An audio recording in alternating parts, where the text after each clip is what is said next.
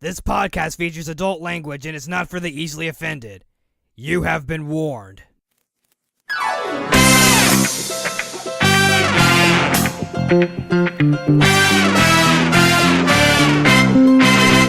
Hello, everyone, and welcome to the BBS podcast. It's time for our monthly special Tales thing. We're going to be talking about Tales of Zestiria the X. It's going to be a casual discussion-based episode, and, as per the usual warning, spoilers if you have not seen it. And bad opinions. And definitely spoilers if you have not played the game, which you really should. But, and we should note for those who are going to be... Well, also, it's episode 295 as well. And, yes, it is also episode 295. Yeah, and for those who are going to be listening to this later on, we're covering for lack of any other term, the first season. So, episodes 1 through 13. Yes. Or rather, 0 through 12, if you want to go that Sorry, 0 through 12. Yes, so we got a good group here today. I am Stanley, or Dream Sword as you might know me. We have our typical host over there, Flametron, aka YouTube's Tasuke. Howdy. We have Sheena, who can't talk as usual. We have Ryo. I'm here this time. And last but not least, we have this new guy, what's his name? Kirby64, I think? That's your name? You got it. That was me, all along. Alright, awesome. Great. I do have an important question. A very important question as we're riding horseback here. Do you even know where you're going? Yes. Anybody. No, good. Okay, alright, well. Final episode. It's just very awkward to have conversation. She just kind of accepts he's there. It's just very awkward to have conversation on horseback. What can I say? Right. I mean, what else are you supposed to do, right? I mean, well, you're supposed to make sure you know what you're doing and not get your princess stabbed. Oops. But anyway, you know where you're going. I don't, because I can't see. But You would think that with anyway, having enough time to do a little bit of pillow talk before the battle, she wouldn't, But I like the use of pillow talk there. Very appropriate for that relationship between those characters. Exactly. Yes. Mighty. So, alright, so how do you guys want to go about this? Do you just want to do what we usually do, where we just kind of name off stuff as they kind of come to us, or do you want to do some sort of structure, or what? Rough intro to the show itself, and then... Actually, before that, I want to tell a really quick little story. Sure. I think you guys might find amusing. Sure. So we recorded the game about 2 years ago now for the original Tales of Zestiria game, and we came back a little bit later to do some DLC and everything, and we'd heard, myself and a lot of the cast had heard about there was going to be some kind of new Tales animation thing happening, and we didn't quite know exactly what it was going to be, and then it was confirmed finally when they had the first trailer that it was going to be a Tales of Zestiria specific anime, and we were really like, oh man, I hope we get to do this, etc. And we were even, before this officially became the case, we were even kind of thinking, what if Funimation gets it, in which case, do you think that they might be able to have us come down, because I don't know if we'd all be able to go to Texas for that. And me and some of the others were even joking, I wonder who they would get to voice match us, And that is an interesting prospect.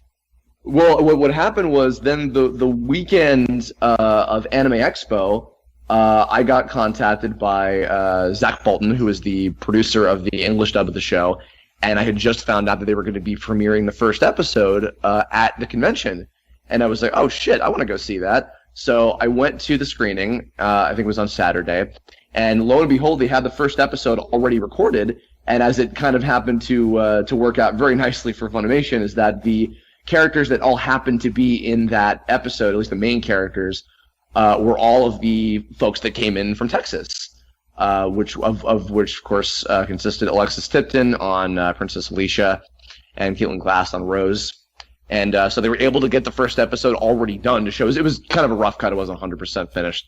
And I think Christine Cabanos might have gotten matched on the part of Simone for that first episode, and then she went back and redid it later. But yeah, I saw it and I was blown away immediately. And obviously seeing it as kind of a little I guess introduction to episode 0 was something that took place before the beginning of the game's material. And already I was like, this is going to be really cool. I'm really excited about this. And then when it finally premiered, I kept up with it as it was going in Japanese and waiting until, it was my turn to come in and play again. And we all got the call we were going to come back, and it was cool. And I'll speak on behalf of everybody. It's really cool to be able to come back to these characters in particular because they meant a lot to us, all the cast, and it was a great experience. It was my first job in California, and I love Dezel, and I love this story in general, and getting to see it as an animation was just it seemed like such an unlikely but amazing kind of thing that came up, and so here we are, 13 episodes Sounds in, awesome. and we got season 2 next year, I think, coming out, and Yeah, 2017. Yeah. I forget when they said that's 2017. I think they said fine. early 2017. I think. yeah, I think early next year. I'm not sure when we're going to be going in, but enough of my self-indulgence. You guys, please take the helm. No problem. So, okay, you want me to read the premise, Ryo? So, okay, here we go. I pulled one up because, as per usual, I suck at premises, so. Well, rough intro. It's easier for people Yeah, to okay. follow the discussion. Alright, so, legends speak of the Shepherd, a savior who will bring peace to the Seraphim and human worlds. Saray has spent his life studying ancient books and exploring ruins to learn more about the legendary savior. When he and his Seraphim companion Mikleo encounter a mysterious girl in the ruins, the stories of the Shepherd become Saray's reality. Is he strong enough to take on the evil Lord of Calamity? And so that's your basic premise, but for more detail, this is an adaptation of the game, Tales of Zestiria. That said, something that immediately comes to mind to me is when this was first announced, we were kind of talking about it, and we didn't really know what was it even going to be. Was it going to be a point-by-point adaptation? Was it going to be a side story? Was it going to be a sequel? Because, the game kind of sequel-based at the end, right? So, and especially given the tagline of the show, which, if for those who don't remember, was the story of the Shepherd goes beyond Zestiria. So, we were all speculating, and if you want an answer, at least when it comes to Season 1, it's kind of all of that at the same time. It's weird. It follows the story of the game, kind of, but it changes a lot of stuff. Notably, a lot of events happen at the same time. And they also do expand on a couple elements. For example, as we said, Episode 0, which takes place before the game even starts. So, Vibersaria. so yeah. And there's that, yes. There are 2 episodes focused on Berseria, which I don't know how to feel about those episodes, to be honest with you guys. Well, we can Because get they to kinda that. just I have lots about those too, but I'm sure we'll probably get to that later on. Yeah. Yeah. So, I don't know, where do you guys want to start with all this then, I suppose? Given that, just kind of briefly, and I imagine the answer will probably be the same for a lot of us, but since there were a few different places you could go to watch this, maybe we should go around and, just for the sake of comparison, name off what version we watch, whether it be Funimation or on Daisuke or the dub or whatever. Yeah, because I watched it. I started off watching it as it was as a coming out on Funimation, and other stuff kind of got in the way. But I watched the last 2 episodes this past Friday. So Me personally, because I don't know if it stayed this case, but it was revealed when episode 0 happened that the Funimation subs were using the Japanese terminology, whereas Daisuke or Daisuke or however you pronounce it was using the localization term. So I was like, well, I'll just watch the Daisuke version. And then over the past couple days, I marathoned the dub since it was all done. So right. Awesome. Yes, I'm not entirely sure.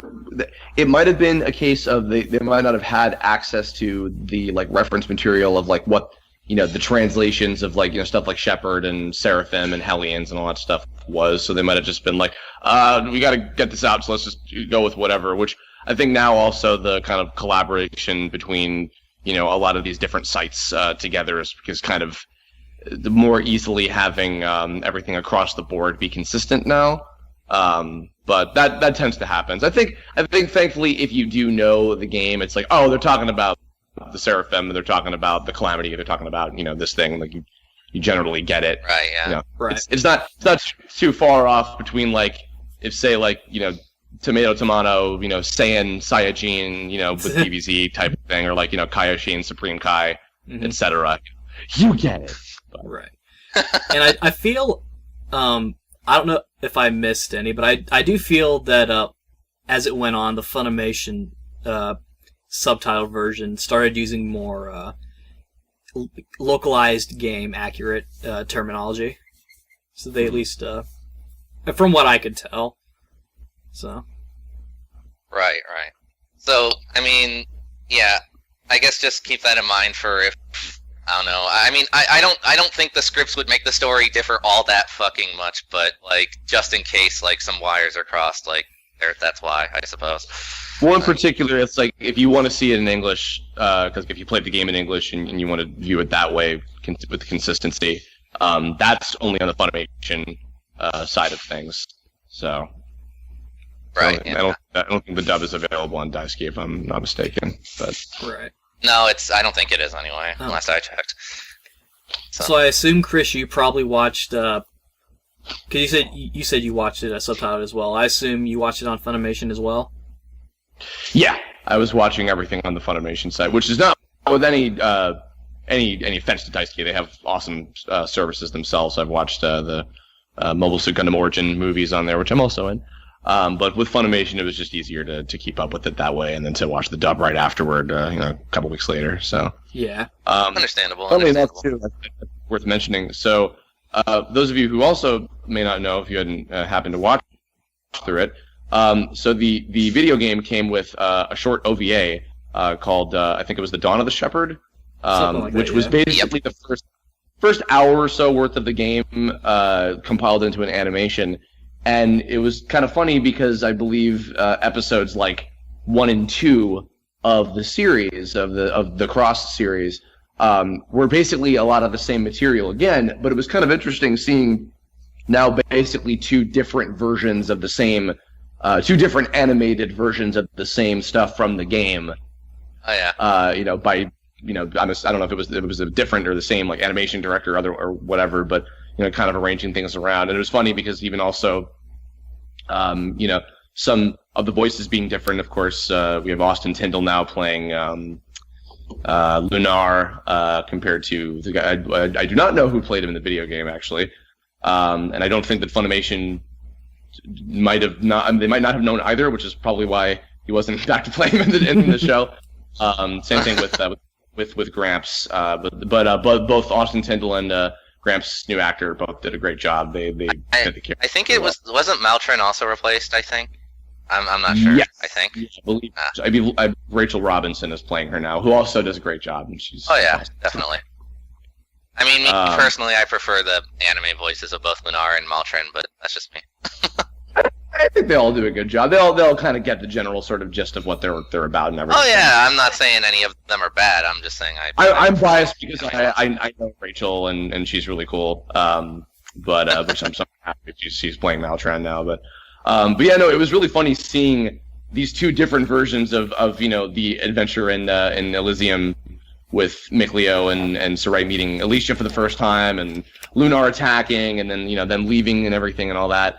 It was kind of cool, because at first, what I kind of assumed actually about the show is that it might have been starting from right as Sarai and Mikleo leave to go on their journey, and they go up to find Alicia and Lady Lake and everything. And but the fact that they did start from the ground up, and even before that with episode 0 and everything, was kind of cool. It was a bold approach, I think. Oh yeah. I imagine they also did for just in case for people who had never even heard of the game before, and they're tuning in, so they're well, we might as well just start from the beginning. Right. Of course. But that said, speaking of differences between this and Dawn of the Shepherd, I'm sorry to say they removed the best moment from Dawn of the Shepherd. And for those who don't know what I'm referring to, it's oh no, they killed Mason, and we're gonna throw a party. Nobody gave a shit in that scene at all. They immediately forget about Mason. It's like he Poor never Mason. even... He didn't I matter. thought you were going to say the prickle boar hunting, but Oh, that too, definitely, yeah. But, although they kind of reference that in a later episode, sort of. But So, key question, and maybe you'd know because you kind of worked with the staff on the game. Mhm. Did everybody just passive-aggressively hate Mason or something? Well, I didn't get to have any kind of indirect interaction with Mason. I didn't even know about him until I saw the cutscenes of the game. So I think he was just generally written in the source material as a scapegoat for Lunar to be eating, to which Saray and Mikleo are like, that damn fox man, we're gonna get him, and he's gonna... yeah, that's show another him." thing too. He doesn't eat Mason in the Zestiria anime. Yeah, he just kills him. Mm. Yeah. Just like Oh, At poor it's man. so least in weird. the Like, version we watched. The one included Yeah, on like- the game disc. Yeah. or no, that's the cross he doesn't eat. In Dawn Scepter, he does eat him, and it's actually kind of a funny anime. I guess that's also why they didn't do it, because in Maybe it was animation form, it's kind of weird. funny. He just kind of slides Mason down his throat. It's Well, how do you eat Like- people? He eats like a snake. Yeah. his mouth unhinges. Yes. Oh, God. So I guess then moving into the rest of the game material, so going to Lady Lake and everything, Yeah. a lot of key differences there, I would say. I mean, I don't... There was not a dragon boss in the church, I think, in the game when they first meet Lila, if I'm remembering No. correctly. Yeah. And that's one of the things. That brings up one of the changes that kind of irked me about the cross, because now in the game they established that dragons are big shit. Like if you're up against a dragon, you're done essentially, right? And not only that, but they're also supposed to be really rare up until the end game where everything's going to hell. But here, especially for the first half of the show, almost every enemy they fight is a dragon or shaped like a dragon. And I'm like, come on. That symbolism. I guess, but like, oh. I will Uh, say this, though. Hmm. Every fight scene in this show is like a gift from the animation gods. Like, I swear to God, like I'm not familiar too hard with the Fate series, like Fate Stay Night and all that.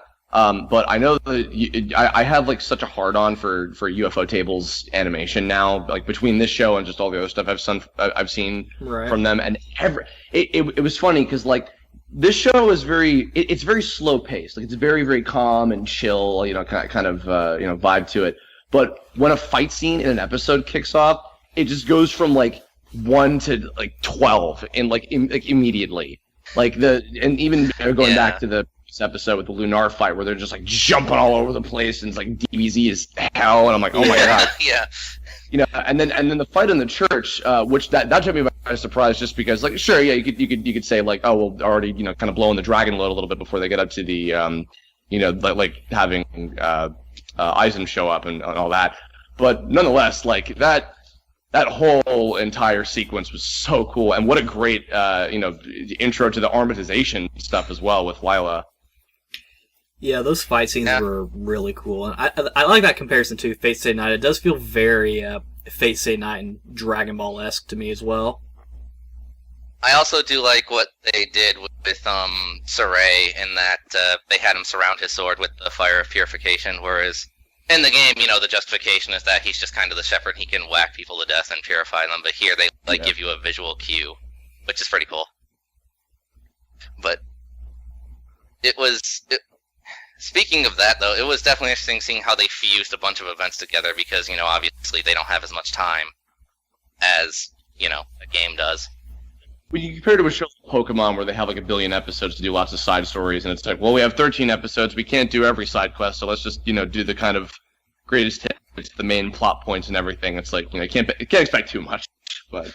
Yeah. Yeah. And plus, I know, and again, I don't blame them for this because like it works better in a game than it does in a show. But like they cut out basically all of the dungeon crawling essentially. Mhm. So Yeah. like that's why he gets armatization right there instead of like in the game where he gets it in the underground waterway and whatnot. So, but that said, though, yeah, this show is definitely very pretty to look at in general. I felt like just from a standpoint of like, because we're talking, since it's an adaptation and whatnot, and since UFO Table is doing the animation, who also did the game opening, it felt very like, because like some video game adaptations, like I guess since we're talking about Tales, I guess I can say Tales of the Abyss a little bit. It looked a lot like the anime cutscenes from Zestiria, whereas Abyss kind of didn't. Yeah. I don't mean that as like a bad thing, but it is definitely nice when it looks like the same. I guess the same product that you've seen before. Oh yeah, it looks like the intro, which it is also incredible. Right. Which, speaking and they of even play the intro at the end of like episode 4, I think. I think it's episode. You're talking about the game intro? The first Berseria episode, they play the Zestiria intro. Yeah, episode 5, though. Since we're talking about intros and music and whatnot, how about that anime opening? For those who don't know, it's a song called Kaze no Uta by Flo, who's also doing... Which I adore. I adore that song, that intro. Flo is a great band, but like, I willingly watch. I never skip it. I never skip it, no matter how many times I'm watching an episode. I sing along with it every time. It's good. It's an awesome song. I like it.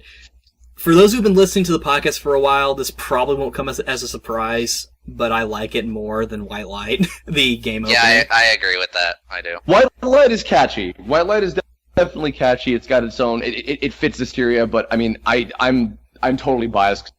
This Flow has so many like iconic like anime songs, in like between Naruto and like with DBZ recently and everything. Yeah. I will say this though, Berseria beats our ass because my god, Burn. Oh like man, that shit's even cooler than that song's awesome. Yeah. That song's like, amazing. Yeah, my friends that are all in the cast of Berseria, I'm just like, man, you guys lucked out. You got the cooler theme song that we did. Definitely. I mean, should we transition then to Berseria for a brief minute, because as the middle point, considering Sure, yeah. they kind of just do that in the anime? Yeah, sure, why not? Like, I mean, I understand why they did it. They wanted to get people hyped for the game coming up. But, like, from a narrative standpoint, it's weird because it like, suddenly, like, basically they're like, oh no, Lady Lake's gonna blow up. And then all of a sudden, hey, guess what, Berseria? And it's like, oh, okay, well. And, I mean, I could see them doing it too if it had, like, a narrative point. Like, but then once the Berseria episodes are over, it just immediately cuts back to where we left off in Zestiria, and it's strange. See, the episodes themselves were really cool. Like, I knew nothing about the Berseria characters or anything. That was my first introduction to it. And my assumption also, I mean, not just from, like, the game is out, buy it in Japan.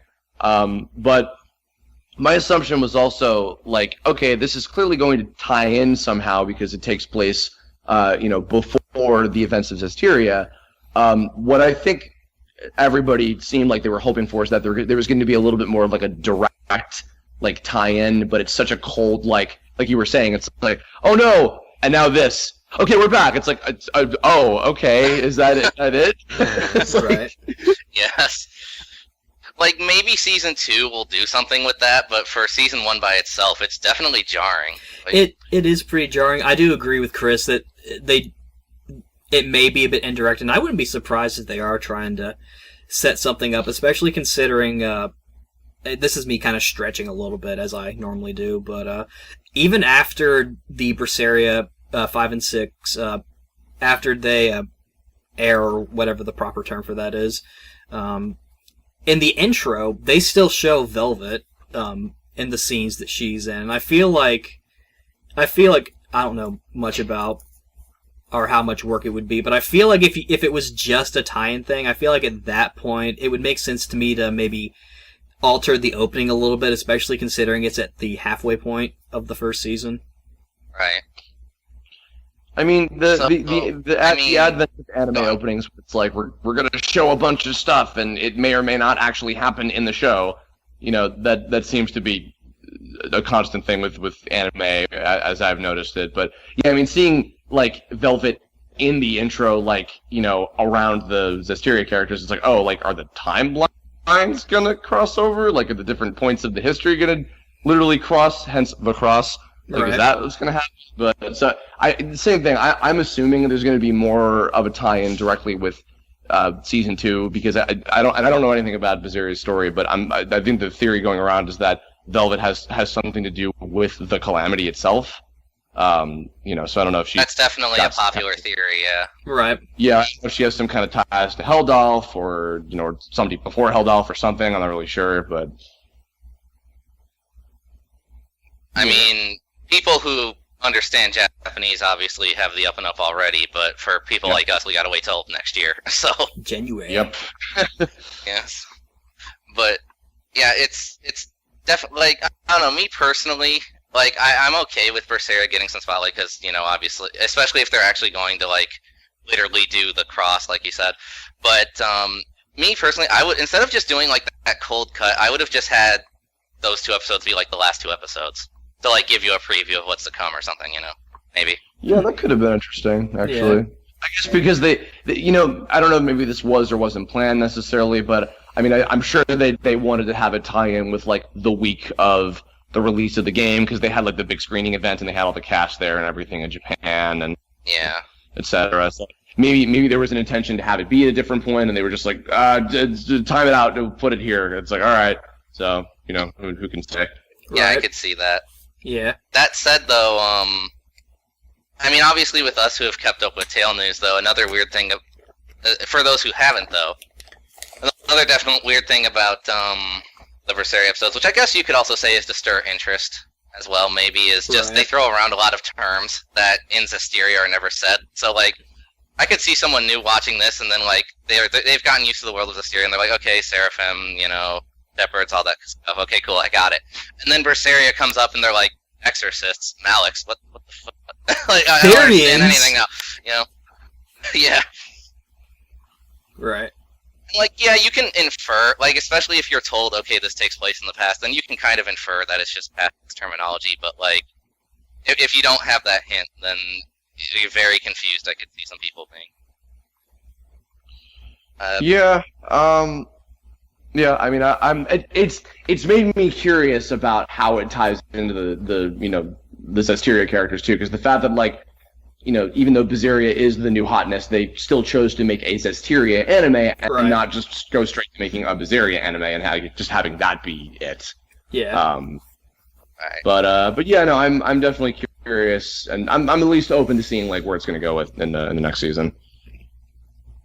Right. Yeah. So, with that said, since that's our first official peek into Berseria, what did you guys all take away from it?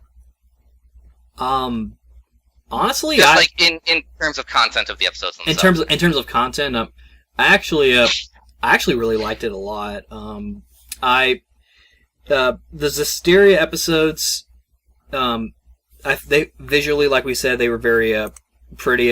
That's no different here. The Berseria episodes are also very pretty. I felt like the Zestiria episodes, there were a lot of like more brighter colors, and it seemed a lot more of like a colorful palette. And what I liked about Berseria is that, at least in my opinion, they kind of toned it down a little bit. There were some colors, but they were a little darker. They were a bit more richer.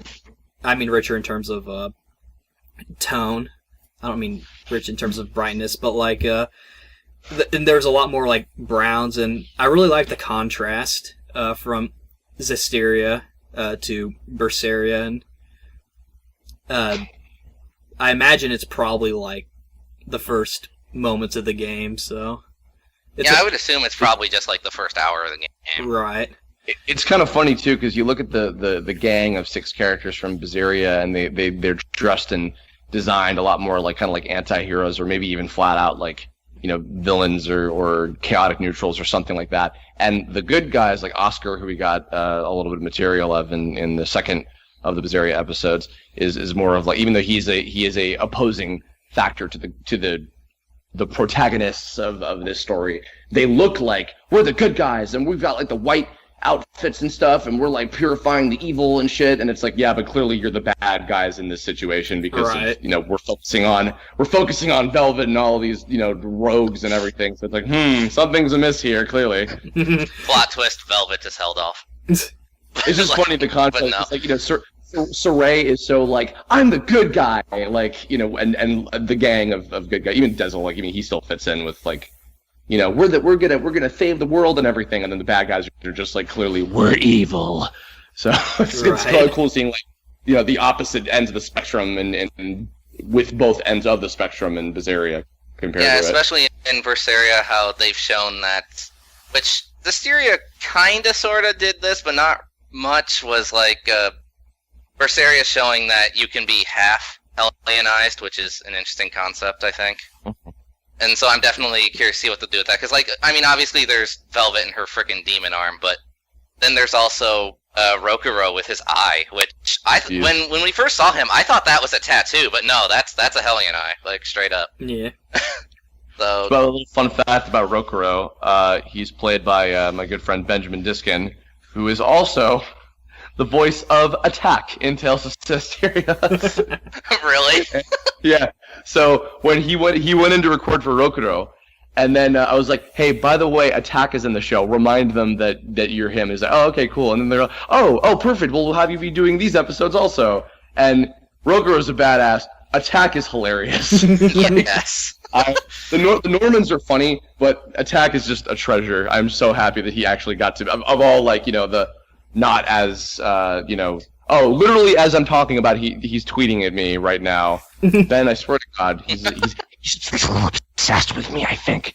Or maybe I'm a little obsessed with him. You don't know. Anyway.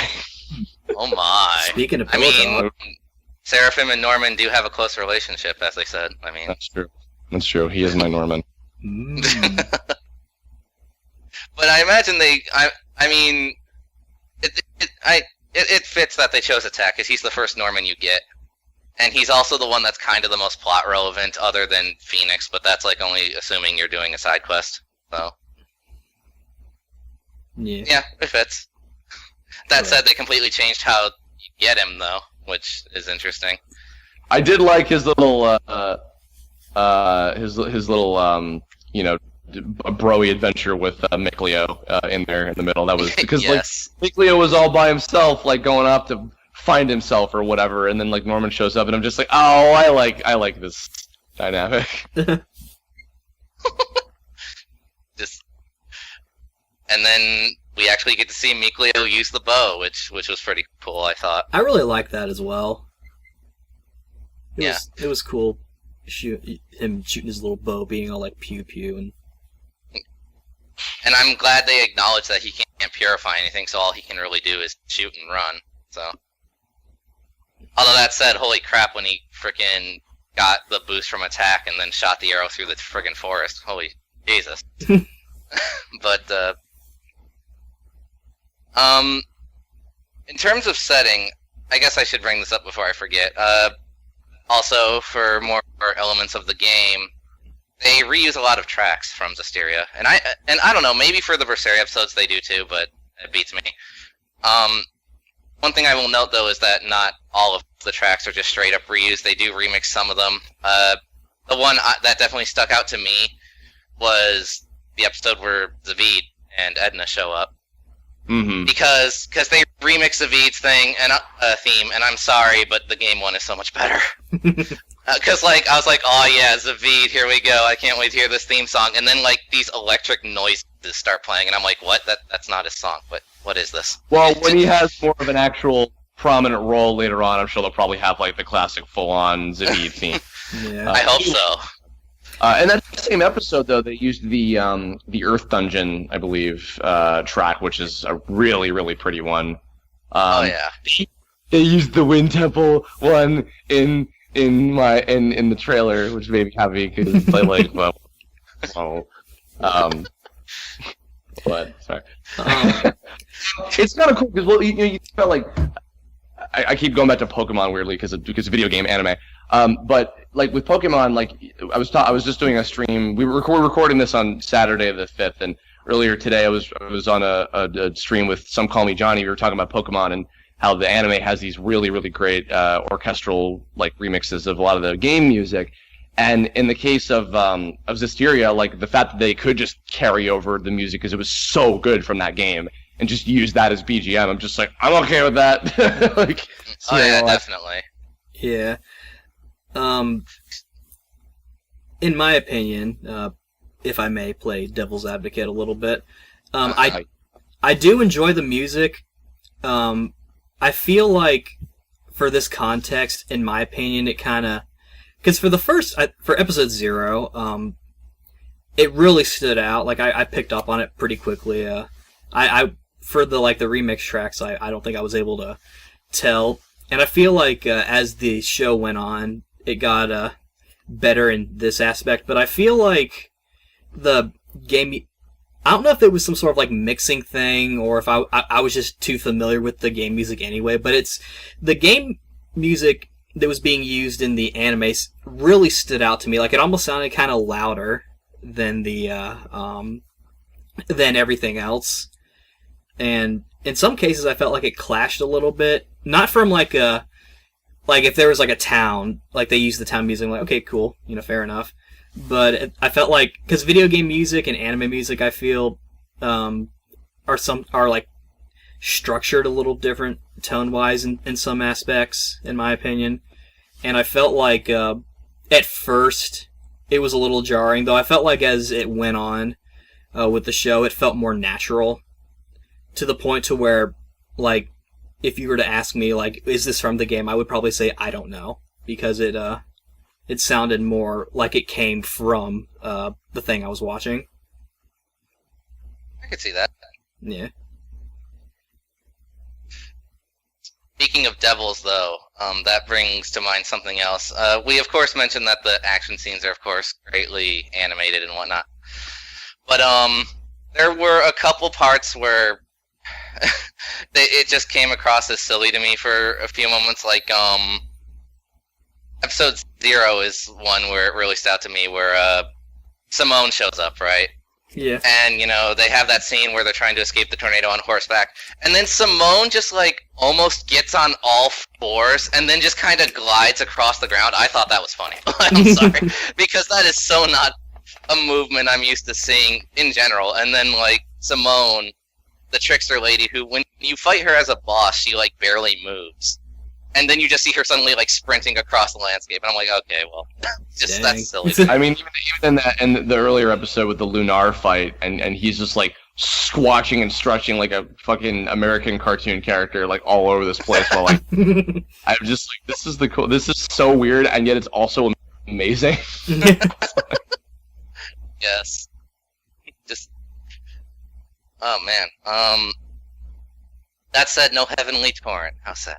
Which they seem to be mostly focusing on spells this time around when it comes to arts, which I can understand that. Yeah, but I don't know. It would be cool to see some of the physical attacks from the game. Yeah, it seemed like I didn't notice, like, because I know in some Tales games, like, there's been like that GIF of the Symphonia one where Lloyd basically does Tiger Rage against that soldier.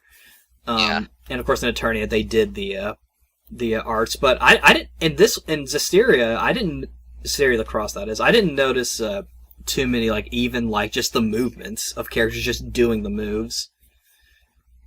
Yeah. It was mostly just spells, and half the time they didn't even call the spells out. Like, at one point, Mikleo uses Freeze Lancer, but he doesn't, like, do the chant or anything. He just kind of shoots the icicles and leaves it at that. Yeah. So I would just like to point out that I use my pendulums. So this is true. That is true. That is true. That was an attack in the game. You did good. I mean, I used a spell to for the sake of an upskirt. So I mean, that more confused me because, like, she's wearing pants, man. That I gets noticed out, that too. It's like, and also, spoiler, I can't see it anyway. So it's like, I mean, Dezel, you're not going to see what you want to see, buddy. It's mainly for the rush. Yeah. He can rush sense of it power. just for anyway. cheap giggles. Uh, But which which also brings the horseback scene is in retrospect kind of funny because he's like, "You should go over there," and I'm like, "You can't see it anyway. What do you mean go over there?" I'm reading the wind, and also you could smell that fucking malevolence from a mile away. Okay. Fair enough. Really, you'd have to be blind to miss it or something. Oh. What? Sorry. Yeah, it was interesting having the halfway point of the series as a whole be the war. It certainly made sense. I think it was a good choice to kind of have that be mixed in because that was obviously a bit. I don't even know if it necessarily was the halfway point of the game necessarily, but it was a really little bit good before the halfway point of the game. Yeah. But it's a really good turning point for like the gang and particularly Saray. So I felt it was a good choice. I don't know how stuffed season 2 is going to be with the rest of what's happening, but I'm also curious about how much might be different. Yeah. Because of the fact that like for instance, Rose. I almost said Caitlin because Caitlin Glass is making me think of Rose. In the case of Rose, based on her conversation with Dezel, she seems to have somewhat of an understanding of Seraphim already. Right. So, which means that already her, introductory thing with like, when both her and Dezel, get brought into the gang, and this whole kind of setup. Because I think, remind me, they're going to the town that Sergei oversees. Is that right? I think. Yes. Yeah. That's where they're going next. Yeah. So already, I mean, like, and it's progressing in the way that it really does in the game. But I actually think it, because I'll say this. So one of my favorite series back in the day was Mega Man Battle Network, or NT Warrior was the anime. And what I loved about following that series is that the manga, the anime, and the video games, which were the source material in this case, were all very different, and they all had the same characters and the same general sort of like plot points, but the execution was very different. My understanding that even the Zestiria manga is pretty different too. Seeing the differences in how the anime is going to roll out compared to the show, especially because they're very much abridging a lot of the major stuff altogether in the show, is kind of fascinating, and it definitely makes it so it's not just like well, you could just play the game and then why would you bother, Right. Yeah, I definitely see that. That said, though, in terms of changes to the game, I mean, I definitely understand most of them because, like, you're scrapped for time, and also you want to basically focus on like the key points because obviously, if you tried to do literally everything, it would just be like padding in terms of a show and whatnot. But what I don't know, maybe I don't know if you guys will agree with me, but I noticed in terms of characterization, they definitely shook things up a little bit too. Most notably with Alicia, they pretty much turned her into a whole different character from the game. Yeah, they definitely gave her a lot more screen time, and she felt a bit. It's been a while since I've played the game, and we did that 4-hour-long episode of the review. But Yes. One thing that stood out to me with Alicia in the game is that she seemed very. She seems a lot more. I don't know if I want to use the word strong, because I feel like even in the game, she had her moment where she got strong. Self-assured? Maybe self-assured. She was more grounded in what she wanted to do. Let's put it that way. I think I think Alicia was cool in the game. I think in the series she's played a little bit more like relatable. She almost seems kind of like the eyes of and the ears of the audience. Like kind of viewing Saray, who is the hero. And the fact that actually, speaking of other major differences, her becoming a squire by the end, even though I'm sure we're probably not going to get, amortization versions of that necessarily, but seeing that, I thought was, that actually was a really, really nice kind of send-off with the season as well. It was a very heartwarming kind of full circle for her arc in the season. And I'm sure she'll be back later too.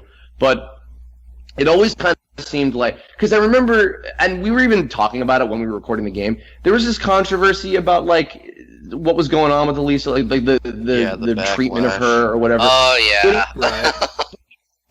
So here's the thing, though. It always kind of seemed to me when I watched the cutscenes of the game, right? Because I don't have a PS3, so I couldn't play it, unfortunately. But when I watched the cutscenes, it always seemed pretty clear to me that it was intended that Alicia was going to have an arc for the first half of the game's story, and then Rose was going to come in and fulfill both the gameplay functionality in terms of having the other player character, and also carrying on the next step of where the overall story was going.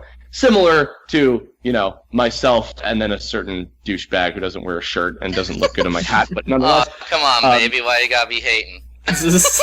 Well, hey, no, I love on people. Just looks like an asshole in my hat is all I'm saying. Anyway. But no, I think similarly, and I'm sure, again, she'll probably be back to do more stuff later on, but I think that this season having a nice kind of beginning, middle, and end for Alicia in terms of like her learning more and her becoming more experienced, so that now she can, look after her country and everything, and then Rose kind of taking the mantle of like, the leading lady character, I think makes sense. It seems like it flows okay, and Saray is kind of, carrying on, he's pushing the plot forward more or less. Right. Yeah, the changes are definitely to try to, I guess you could almost say, is like an apology to the people who got upset about the whole Alicia fiasco. Which, I mean, if you want a real quick note of our opinion that we agreed on, is that we honestly don't see why people got so upset, because we thought in terms of the game itself, Alicia's whole thing was pulled off pretty well. So yeah, we don't see why people are like, a temporary party member, this is outrage, But I mean, it is what it is.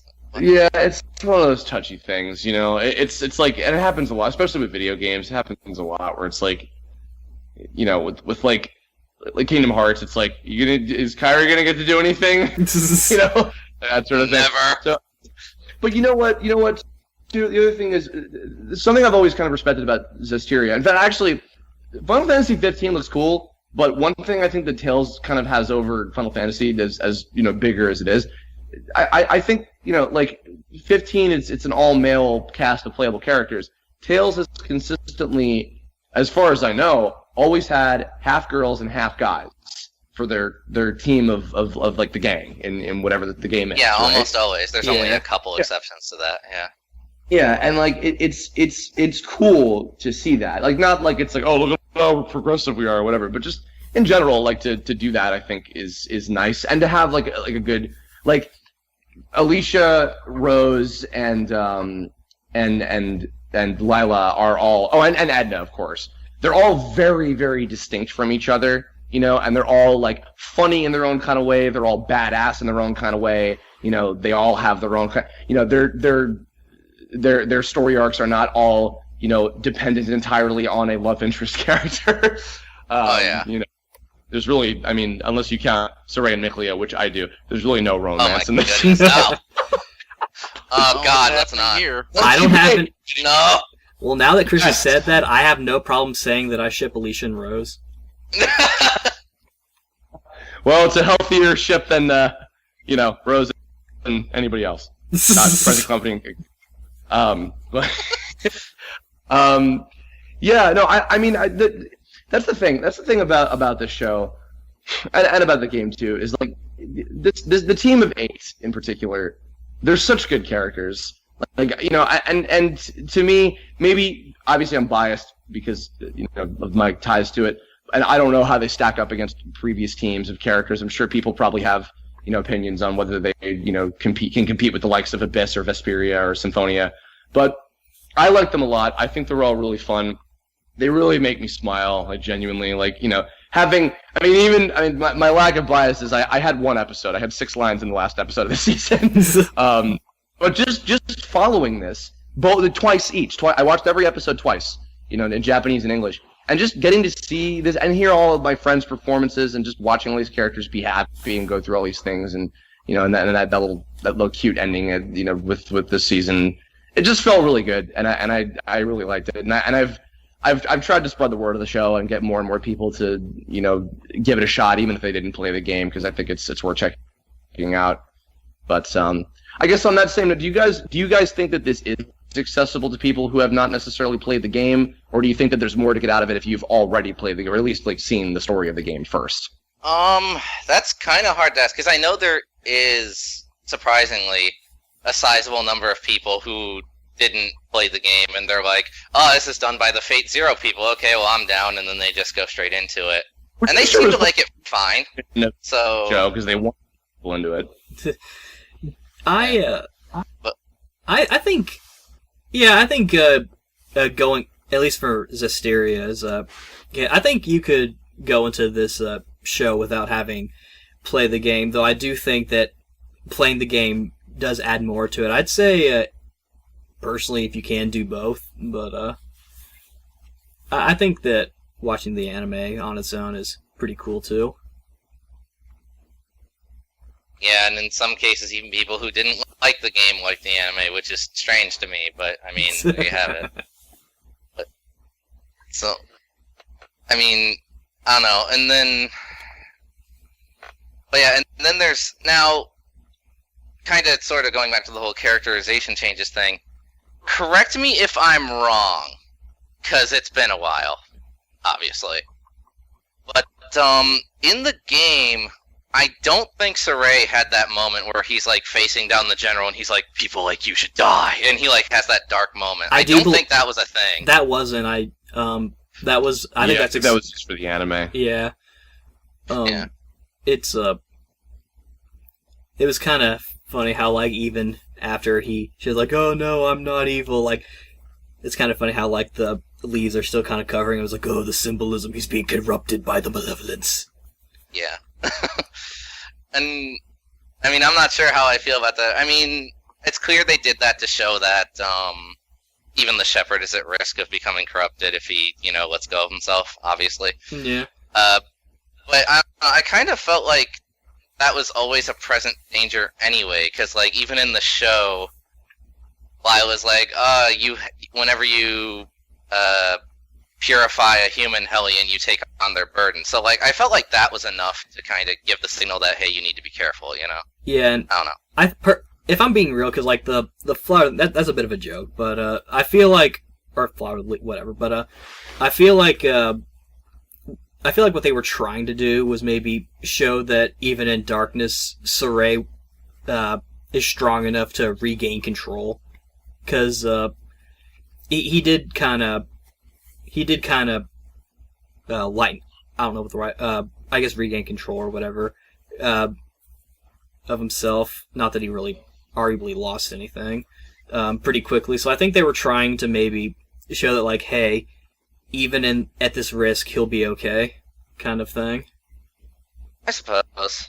Although it is definitely also interesting when you consider that, having played the game beforehand, we kind of know what the resolution of that sort of arc is going to be like, right. Unless they change it here, which they might. I don't know. Yeah.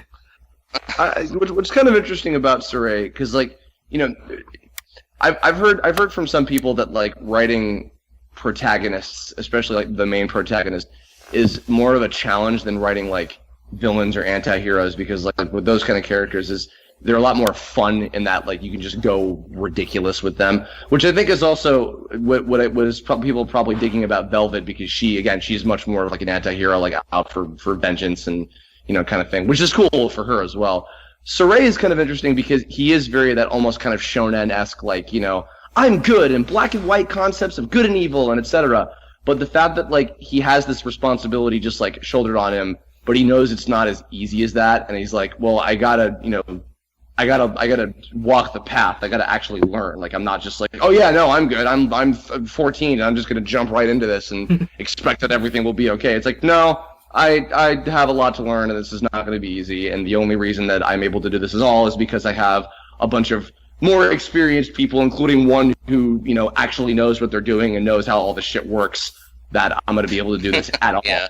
Because even what I liked, and I think that this was represented well in the first season of the show, where it's like, oh yeah, you can just fight the Lord of Calamity and just kill him and whatever. It's like, oh no, wait, no, that's not how it works, and then you screwed up everything and you get the bad ending.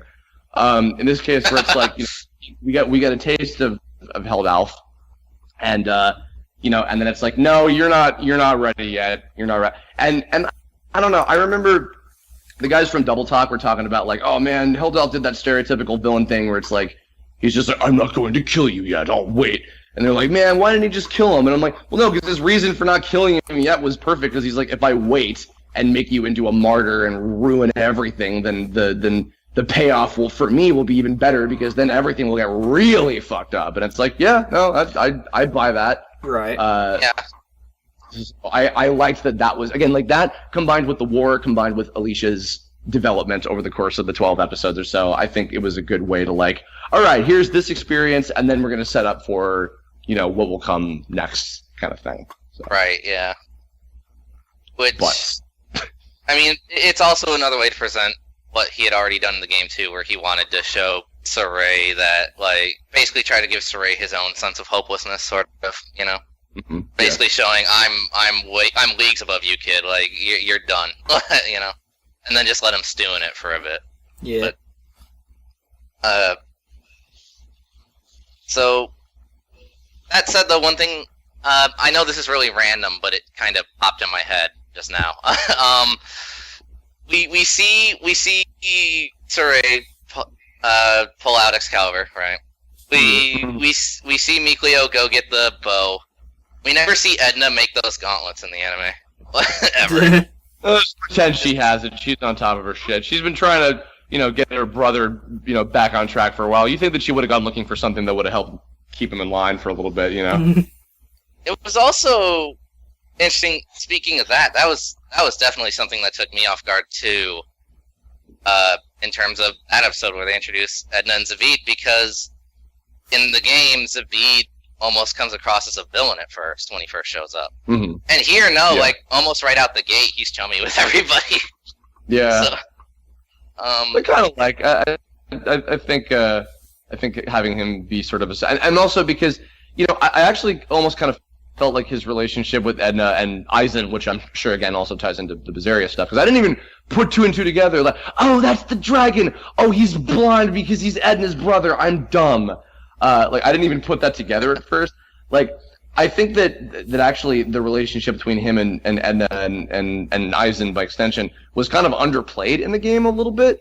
So I think that seeing it a little bit more at the forefront in this time around is kind of cool. So I think that him being a little bit more sympathetic and less douchey is acceptable. Yeah, I could see that. Yeah. And in that sense, it's good for you because I can't see anything. Go on, sorry, go ahead. Yeah. And in that sense too, it's also a little weird because like they kind of touch on this plot point from the game, but not really, because like when he first kills the troll, they're like, "Oh, you shouldn't kill people turning to Hellions," and he's like, "Yeah, okay, eat me, kid." And like in the game, that's a bit more of a big deal, but here they just kind of touch on it a little bit, and then Aizen immediately shows up and like they have to fight him. So, and that said, it also made me wonder why didn't Zavid just shoot himself in the neck and get his power boost? But I guess they removed it. But I don't know. it's interesting. Maybe they'll pull it back up for season 2. Yeah. Yeah. Death is also a salvation kit. I'm glad they kept that too, because some people, which I could see it, some people have argued that that's one of the major themes of the game, which I could see that, I suppose, considering how the ending goes and everything. So I'm glad they kept that as well. Freaking, what else was there? Oh, I know. Also, going back to characterization, or rather still on it, Rose is much different here too, actually.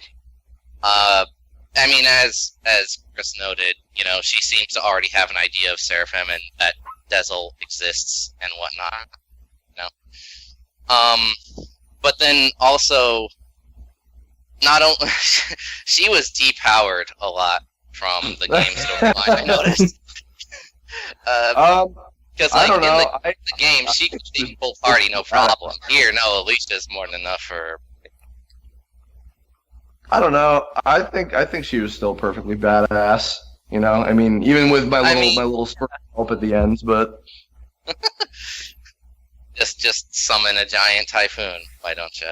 Just, I think look, the real it was getting bad. There were a lot of guys stabbed Alicia. Like, you know, you would have been bad if I didn't do something. But Right. dude, Alicia, sorry, Rose was a highlight in the game. She is a highlight in the show for me. She's my favorite, and not just because of my character's feelings towards her. She's my favorite character. I think she's funny. She's cool. She kicks ass. You know, and more of that, please. So. Which makes me wonder how are they gonna work her armatization in season 2 if they do it all. Yeah. No, I'm sure they will. Yeah. Which, by the way, speaking of armatization, I mean, unless I missed something, they took away the fusion talk. That makes me sad. Like, come on.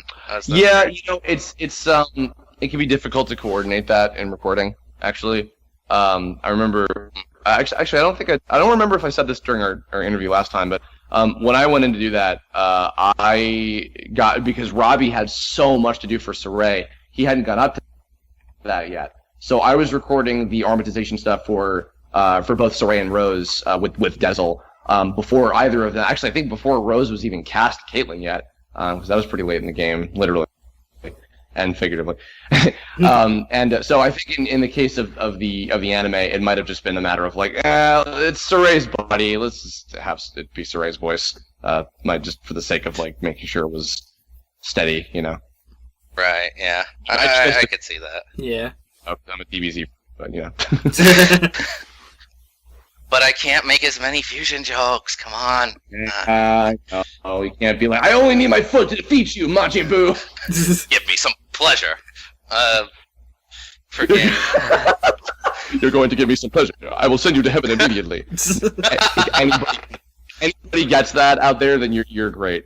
Yes. was terrible. Yes. This is going to be a problem.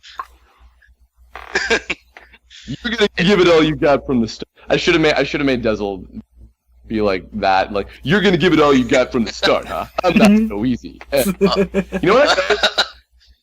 Okay, when I went in to do a little quick story, when I went in to do my episode, I worked with Christian Lamont, who has been directing us out here, all the LA folks. He's great, and he knows the material very, very well, so he's been taking good care of the show and all of us. When I went in, it had been a while since I once in a while I'll do like the keep on keeping on and stuff for like people at conventions, but I hadn't played like Dezel since we recorded the game, and he still feels the same to me. But something I noticed, like I play him a little Western-y, like it's hard, like certain ways that I would like deliver lines. Like I'm trying to remember like something specific, like when he shows up later and he's like can't let you die, I can't let you die just yet. You're too important or whatever it is. Like a little bit of that, like, well, hey there, kiddo, what are you doing around these parts, sort of thing. Like almost like I pull up on, which I did, and then I'm like, man, there's no law in this here war zone or something. I don't know. It was weird. Maybe just naturally because the hat. I don't know. It's not a cowboy hat, but it's close enough. This town ain't big enough for the two of us, Savid. But I'm big enough for two windsurfing, for two top hats, and then I'm gonna need you to get out of town there, Sonny. after your butt, the big one. I'm just like, shut up. speaking of not big enough for the two of us, and also speaking of, Rose and how she fights and all that jazz, I noticed something with Alicia too that kind of, I don't know how to feel about it. Like, I guess the animators really don't like animating spear fights, because I don't know if you guys noticed, but most of the time Alicia's using a sword.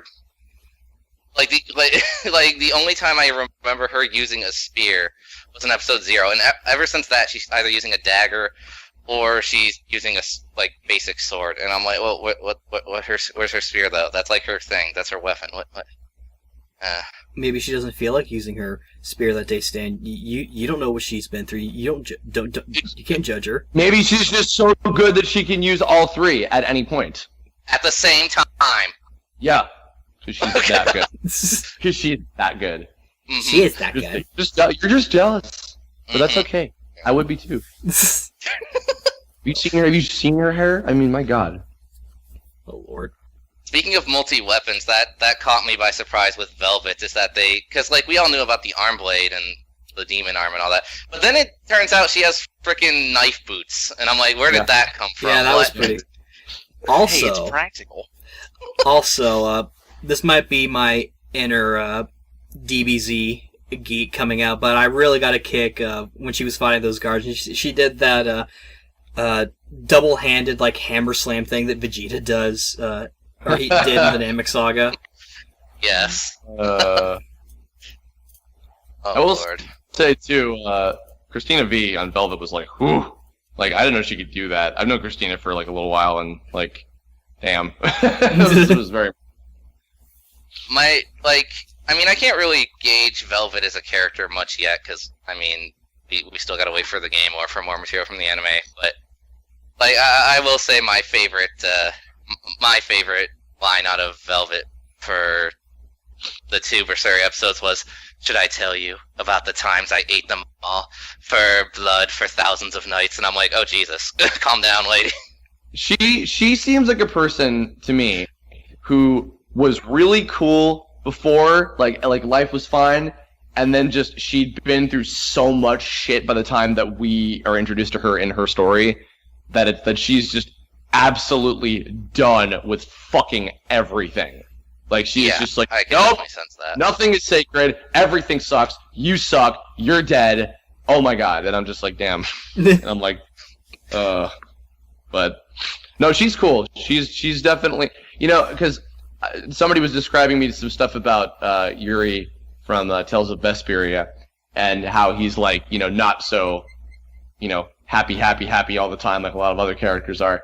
And I think that might be what's refreshing about Velvet as a protagonist, is that she's very just like atypical for Tales, and the fact that she's the first like leading lady is also really cool. So Right. Right, yeah. right.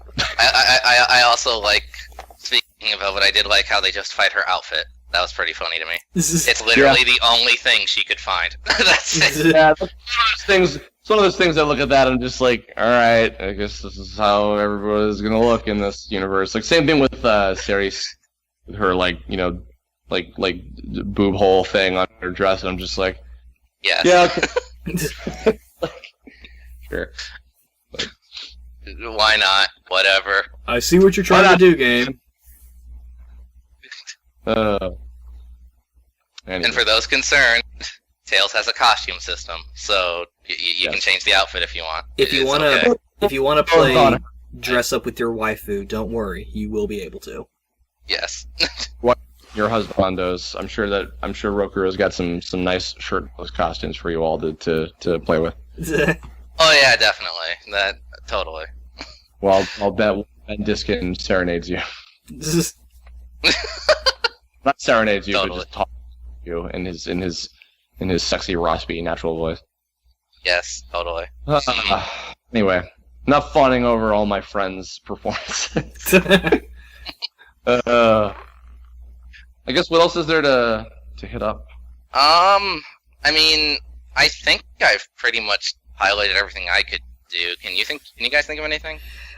I mean, we pretty much we noted on everything that I had. I actually had notes that I had typed nice. for myself primarily, and also for my own YouTube channel, because I'm planning to do a review of the entire thing.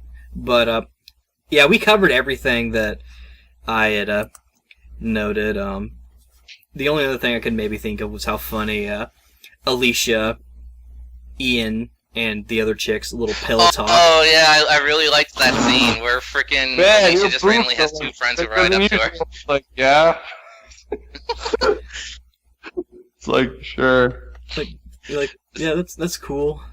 Soray's right there. Like, He's the shepherd. Going to just putting that out there, guys. oh my God, Shepard, can I touch your hand? Oh. He's like, I don't need an adult. I don't know where it's been, but Which I appreciated that scene because go on, sorry. No, that was it. I was saying, where are we going with this? Because you were like, where has that hand been? I was like, oh my goodness. well, I mean, I mean, go on. I call it a pillow talk. I mean, and obviously it's a lot more innocent than what I'm making it sound like. But I just thought it was kind of funny how like it came off as like sort of like a girls' night out talk, I guess, or sort of like a. Yeah, it was a little silly. It was kind of silly. But I appreciated the silliness of the scene because I don't know, maybe just me, but the anime version of this, it's very clear they wanted to focus a lot more on the drama aspect. So the lighthearted moments are pretty few. And so just having a scene like that just to lighten the mood a little bit was appreciated. Yeah, I mean, obviously it was also to get you ready for, the darkest part to happen, but, yeah. Yeah, the lighthearted scenes are mostly incarnated in just attack suppressants. Yes. Definitely. But... And then Prickleborn. That poor Prickleborn. But whatever, we gotta eat, so. Yes. But yeah, I mean, Chris, did you have anything else you wanted to note? Just, it was really cool to get to do this. I was really happy that I got to come back and play this character again for the one episode that he had thus far. I have no insider info about what's going to happen with Season 2. All I know is that we're doing it next year. I'm excited. I want to see if I can maybe come down to visit Texas and record an episode while I'm there, maybe. And, it's just cool to see these characters again. It's fun to experience this story again. I love Dezel. I love the main cast, both the characters and the actors. And, I guess as far as like a closing thought, to anybody that likes this sort of like the the medieval fantasy type stuff, and especially if they like UFO tables, animation, like cool fight scenes and things, it's a very chill, it's a very relaxing and like different kind of show, and I would recommend it to people, including folks who haven't played the games before. And I only hope it continues to do well, and that Season 2 is even bigger and better. So. Oh yeah. Nice. So yeah, I guess in conclusion, I guess general consensus, at least so far for Season 1, is yeah, it's worth watching. Is it as thorough as the game? Obviously not, but like that really shouldn't deter you as much, right? Right. So for what it is, it's a solid watch for both fans and non-fans alike, as I've seen from reviews and whatnot. So, yeah. I mean, I suppose with that, unless anyone remembered something like right now, we're good to end. Yeah, I'm with you there. It was definitely pretty dope. I guess real quick while we're still here, we could have a little bit of fun with this too. Since Season 2's coming. Is there any predictions or anything you'd like to see in Season 2? Well, Alicia I mean, and obviously, Rose will finally confess their feelings towards each other. Yes. Yes. At long last. No. I would like to know a little bit more about, because I mean, I of course I want the big final moment with Dezel to still happen, because I think it was very important for his arc, and I think also for the overall story as well. I would like to see a little bit more, the backstory of Dezel and Rose, like in that early time when Dezel's friend that was sadly sacrificed, kind of, went pear-shaped, as she described. Yeah. So yeah, I mean, I would certainly like to see more about that. I think it'd be interesting to delve a little bit further. Maybe not a full like flashback episode or anything, but just maybe like a little bit more insight into that would be neat. But otherwise, I'm actually curious to see what surprises are in store, because I did really like the differences between the game and the anime, and I would be curious to see what else, even if it is just like from the byproduct of the abridgment of everything, just in general. I'm looking forward to seeing how it's gonna go. So Yeah. Right on. Yeah. I know one thing I hope, and I know this might sound a bit mean, but bear with me. I hope they don't just give in to the shippers, because one thing I liked about Zestiria is like, okay, yeah, people have their pairings and whatnot, but I don't know, to me personally, there was no hints of romance, period, in Zestiria. Just me. And I actually thought that was really cool and unique, especially for just games in general, because, like, I don't know, for most of the ones I play, it almost always is like, okay, we have to pair up the main character and, like, this other chick, and they have to be together, it doesn't matter. But, like, no. Here, everything seemed to be just like they were just kind of a chill group of friends out to save the world, and I appreciated that. So, I hope they don't, like, pair up Soraya and Mikleo, or Soraya and Rose, or anybody, really. But, I don't know. That's just me. What I both agree and disagree with is I think there is definitely value to, like, romance, or not having a love story be part of the character development. I think there's totally value to that, so I definitely agree with you on that. I think that the relationships, whatever they are between the characters in Zestiria, were cool because of the kind of ambiguousness of it. It's like, hey, you know what? Maybe Soraya and Mikleo were kind of a thing, or there was something like that in there. And, I would certainly say, like, I talked about this in the interview a while ago, I personally think that Dezel did have a thing for Rose, and that was the reason why he got them into that situation in the first place, because he didn't know how to keep himself in check in that kind of way. I think that the elements of those kind of sides of the relationship can work, but I think the fact that Zestiria inherently does not have, like, it doesn't have a love story built into the story.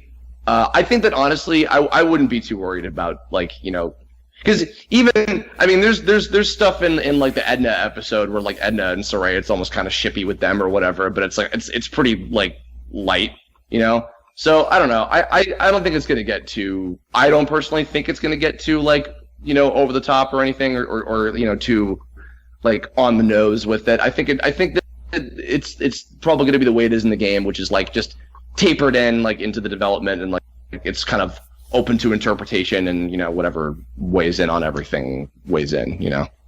I could see that, yeah. Yeah. You can see a lot of things. Outside of that, I still blind. I am sorry. That was rather insensitive of me. But yeah, other than that, I mean, I do hope, because, like that tagline, the journey goes beyond Zestiria, like, that pretty much puts it in your head that there's going to be, like, a crossover. So I hope they deliver on that in some form in Season 2. Yeah. Hopefully those Berseria episodes weren't literally just there for advertising, Yeah, I think we'll get at least another one or two Berseria episodes in the next bit, for sure. Yeah. Yeah, I definitely would like to see some more Berseria stuff.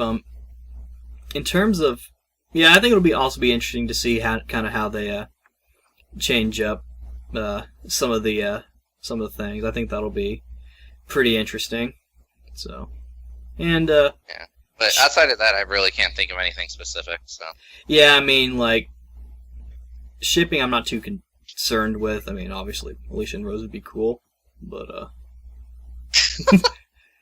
how about this, Stan?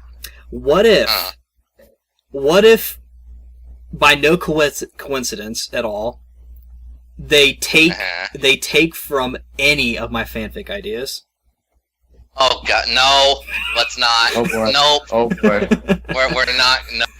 Nope. Oh Done. dear. Alright, everybody. Done. We're done. Good night, everyone. Goodbye.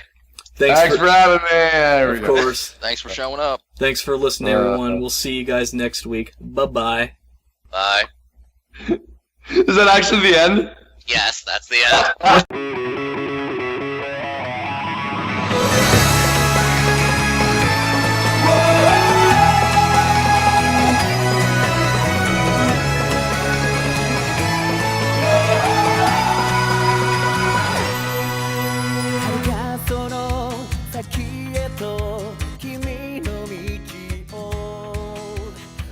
風に乗って行こう